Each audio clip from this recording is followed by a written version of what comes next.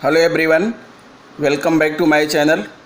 दोस्तों, आज आपके लिए मैं एक बहुत ही इम्पोर्टेंट वीडियो लेकर आया हूं और यह वीडियो आधारित है उपचारात्मक शिक्षण भाग 1-2 पर। इसमें मैंने बहुविकल्पीय प्रश्नों को हल के साथ शामिल किया है और ये सारे प्रश्न जो है उपचारात्मक शिक्षण जो इस समय दीक्षा ऐप पर ट्रेनिंग के लिए कहा गया है, उन्हीं पर जो है ये प्रश्न आधारित हैं। आप इन प्रश्नों के माध्यम से आपकी जो ट्रेनिंग है वो ज़्यादा सरल बन जाएगी और आप इन प्रश्नों को ज़रूर देखिए। और अगर आपको वीडियो पसंद आए तो प्लीज़ मेरे चैनल को सब्सक्राइब कर लीजिएगा, दूसरे मित्रों को शेयर भी कीजिएगा और बेल आइकन को ज़रूर प्रेस कर दीजिएगा। तो आइए हम प्रारंभ करते हैं अपना ये प्रश्न। आपको एक बात कहना चाहूँगा, क्योंकि ये जो है मैंने गूगल फॉर्म बना रखा है, इसमें मैं इसका कोई PDF मैंने नहीं बनाया है, इसलिए आपको अगर प्रश्न और उसके आंसर चाहिए तो आप वीडियो देखते समय ही आप हर प्रश्न का स्क्रीनशॉट लेते जाइएगा। इससे आपको प्रश्न भी मिल जाएगा और उसके उत्तर भी मिल जाएंगे। तो आइए हम अपनी वीडियो शुरू करते हैं।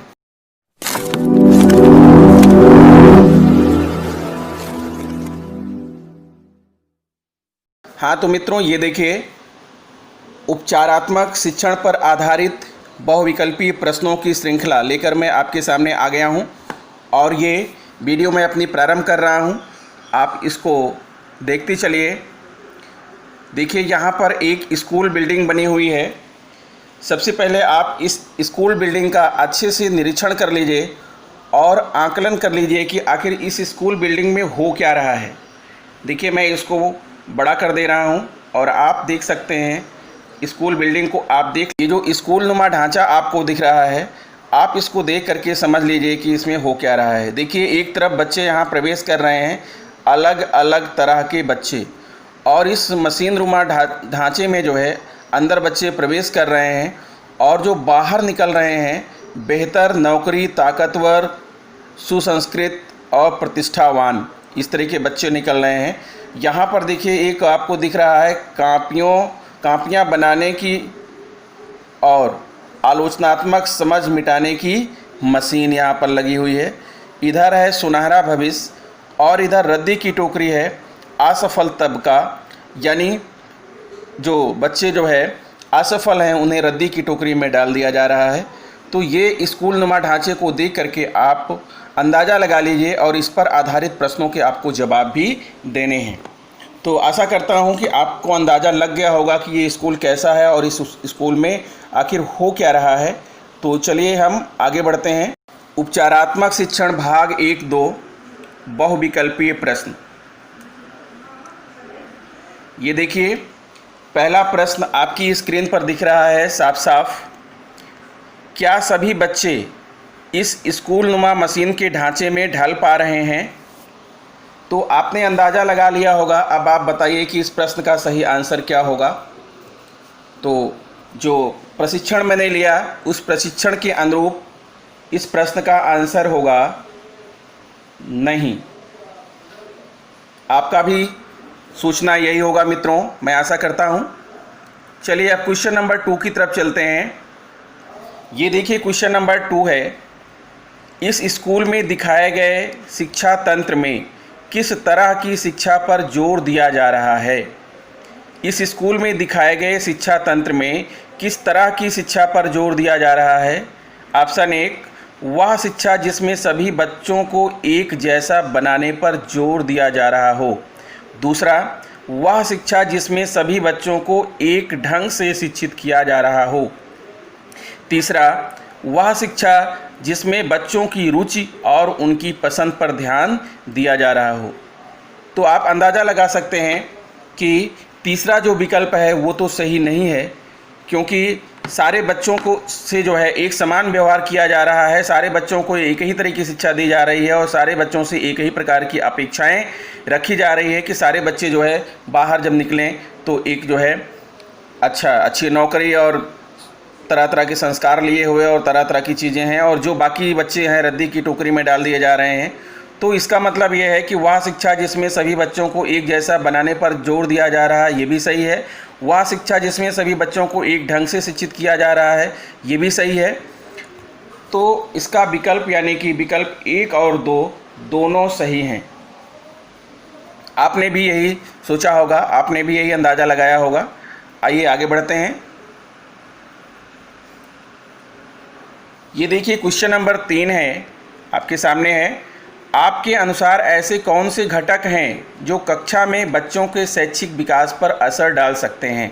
आपके अनुसार ऐसे कौन से घटक हैं जो कक्षा में बच्चों के शैक्षिक विकास पर असर डाल सकते हैं? ऑप्शन ए आत्मविश्वास की कमी, ऑप्शन 2 असमान मानसिक क्षमताएं, ऑप्शन 3 वर्तमान शारीरिक क्षमताएं, ऑप्शन 4 मानसिक और शारीरिक स्वास्थ्य में गिरावट, ऑप्शन 5 घरेलू समस्याएं और ऑप्शन 6 है उपर्युक्त सभी। तो सोचिए आप क्या इसका आंसर बताने की कोशिश करेंगे। हमारे अनुसार तो इस प्रश्न का आखिरी विकल्प उपर्युक्त सभी यही सही ऑप्शन होना चाहिए और अंदाज़ा करता हूं कि आप भी इसी पर टिक लगाएंगे। नेक्स्ट क्वेश्चन देखिए, नेक्स्ट क्वेश्चन आपके सामने है। क्या कोई ऐसा तरीका है जिससे शैक्षिक तौर पर कमज़ोर बच्चे स्कूल से निराश ना हों? ऑप्शन है बच्चे अगर शैक्षिक तौर पर कमज़ोर हों तो भी उन्हें फेल ना किया जाए। ऑप्शन बी बच्चों के ऊपर हर रोज़ स्कूल आने का दबाव ना हो। ऑप्शन 3 बच्चों को एक जैसा पाठ्यक्रम ना पढ़ाया जाए। तो अब आप सोचिए कि इसका क्या सही आंसर हो सकता है। बच्चे अगर शैक्षिक तौर पर कमज़ोर हों तो भी उन्हें फेल ना किया जाए, ये सही भी हो सकता है, नहीं भी सही हो सकता है, क्योंकि इस पर अभी जो हमारे शिक्षाविद हैं समय समय पर इसमें परिवर्तन हो रहे हैं। कभी फेल करने की बात की जाती है, कभी फेल ना करने की बात की जाती है। तो इस पर जो है आप अपना राय एक सही तरीके से जो है आप नहीं पेश कर सकते हैं कि क्या करना है, कि जब तक कोई गाइडलाइंस हमारे लिए जारी ना हो। तो इसका मतलब यह है कि ऑप्शन 2 और 3 बच्चों के ऊपर हर रोज़ स्कूल आने का दबाव ना हो, बच्चों को एक जैसा पाठ्यक्रम ना पढ़ाया जाए, जो शैक्षिक तौर पर कमज़ोर बच्चे हैं उनके लिए ये दोनों ऑप्शन सही हैं। यानी आपका ऑप्शन है विकल्प 2 और 3 दोनों सही हैं। आप भी इसी विकल्प का चयन करेंगे, मुझे आशा है। अब चलिए हम नेक्स्ट क्वेश्चन की तरफ बढ़ते हैं। देखिए प्रश्न नंबर 5 है। बच्चों के लिए उनके स्तर के अनुसार कार्यपत्रिका बनाना बहुत जटिल काम है। क्या आप अनुमान लगा सकते हैं क्यों? कार्यपत्रिका का मतलब है प्रश्नावली बनाना, ठीक है, जिसको बच्चे बैठकर सॉल्व करें। तो इसमें जो है ऑप्शन है बच्चों की समझ के स्तर बदलते रहते हैं। बच्चे एक ही तरह की कार्यपत्रिका हल करते करते उनसे ऊब जाते हैं और इनमें अपनी रुचि खो देते हैं। बच्चे कार्यपत्रिकाओं को पसंद नहीं करते। अब आपका ऑप्शन अगला है विकल्प 1 व 2 दोनों सही हैं। तीसरा तो सही नहीं हो सकता, क्योंकि बच्चों को कार्यपत्रिका पसंद नहीं है, ये नहीं कहा जा सकता। बच्चों को कार्यपत्रिका पसंद होती है, लेकिन एक ही प्रकार की कार्यपत्रिकाएं ना हो और उनकी समझ के स्तर भी बदलते रहते हैं। इसलिए ऐसे बच्चों के लिए जो है कार्यपत्रिका बनाना जटिल काम है, ये सत्य है। तो इसका विकल्प लास्ट सही है, यानी विकल्प 1 व 2 दोनों सही है। नेक्स्ट क्वेश्चन देखिए आपकी स्क्रीन पर आ रहा है और प्रश्न है 6। एक शैक्षिक तौर पर कमज़ोर बच्चे की एक आसान सवाल हल करने पर प्रशंसा की। यानी किसी अध्यापिका ने जो है एक शैक्षिक तौर पर कमज़ोर बच्चे की एक आसान सवाल हल करने पर प्रशंसा की, लेकिन इससे बच्चे का मनोबल और गिर गया। क्या आप अनुमान लगा सकते हैं ऐसा क्यों? तो ऑप्शन है इस बच्चे पर प्रशंसा का कोई प्रभाव नहीं पड़ता। इस बच्चे को एक आसान सवाल हल करने पर शाबाशी मिलने पर उसे हीन महसूस हुआ या हीनता महसूस हुई। बच्चे ने अनुमान लगा लिया कि शिक्षिका उसके नीचे स्तर की अपेक्षा रखती हैं, इसलिए उसे एक आसान सवाल हल करने पर भी शाबाशी दी। विकल्प 2 व 3 दोनों सही हैं। अब आप सोचिए इसका क्या सही आंसर होगा। तो इस प्रश्न का सही आंसर है लास्ट ऑप्शन, विकल्प 2 व 3 दोनों सही हैं। फिर नेक्स्ट है प्रश्न संख्या 7 है। असल समस्या बच्चों को फेल करने या ना करने की नहीं है। क्या आप बता सकते हैं कि यह विचार किस मुख्य समस्या की ओर इशारा कर रहे हैं? ऑप्शन 1, शैक्षिक तौर पर कमज़ोर बच्चों को फेल करने या ना करने से इन बच्चों की मदद नहीं हो पाएगी। बच्चों को शिक्षा तंत्र के दायरे से बाहर होने से रोकने के लिए उन्हें फेल ना करना सही उपाय नहीं है। शैक्षिक तौर पर कमज़ोर बच्चों की मदद करने के लिए कक्षा में शिक्षण के तरीकों में बदलाव करना होगा। तो हमें पहले और दूसरे ऑप्शन पर सोचने की ज़रूरत नहीं है। जो हमारा मेन कार्य है, जो हमें ये करना है, लास्ट ऑप्शन आपका थर्ड है कि शैक्षिक तौर पर कमज़ोर बच्चों की मदद करने के लिए कक्षा में शिक्षण के तरीकों में बदलाव करना होगा। यही हम कर सकते हैं और यही हमें करना है, यही इसका सही आंसर है। फिर नेक्स्ट क्वेश्चन देखिए, आपकी स्क्रीन पर आ रहा है। प्रश्न 8 है, इनमें से किस समझ को अक्सर कक्षा में बढ़ावा दिया जाता है? ज़्यादा या कम का अनुमान, क्षेत्र के विस्तार का अंदाज़ा, सुनकर स्वरों में फ़र्क करना, बोलचाल की भाषा या उपर्युक्त सभी। तो अगर आप सही से जो है प्रश्न को पढ़ेंगे और समझने की कोशिश करेंगे तो इसका आंसर होगा लास्ट का विकल्प 3 और 4 दोनों सही हैं। यानी 3 और 4 विकल्प क्या क्या हैं? विकल्प 3 और 4 दोनों सही हैं या उपर्युक्त सभी सही हैं।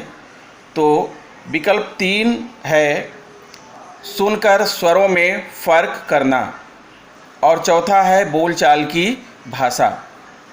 यही दो चीज़ें हैं जिस पर विशेष रूप से ध्यान दिया जाता है।